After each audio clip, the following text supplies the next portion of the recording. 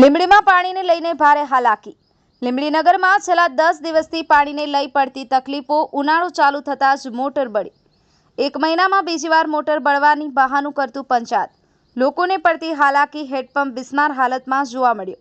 લોકો પાણી ભરવા ક્યાં જાય? ડબગરવાસમાં મહિલાઓએ માટલું ફોડી અનોખો વિરોધ કર્યો। બ્યુરો ચીફ પ્રવીણ કલાલ, પંચમહાલ, સત્ય ન્યૂઝ, દાહોદ।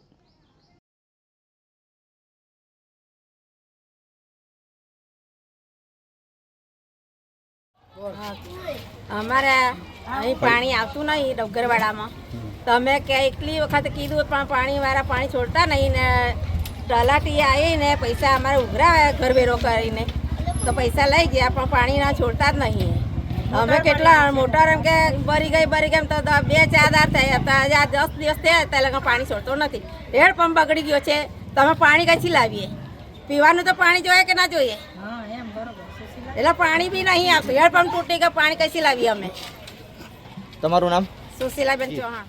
અમારા ફળિયામાં 10 દિવસથી પાણી આવતું નથી ને વોટ લેવો હોય ત્યારે બધા આવે આ જોડતા જઈને જીતી જાય છે, પછી કોઈ આમું જોતું નહીં। અમારા રોડ દેખો, અમારી ગટરો દેખો,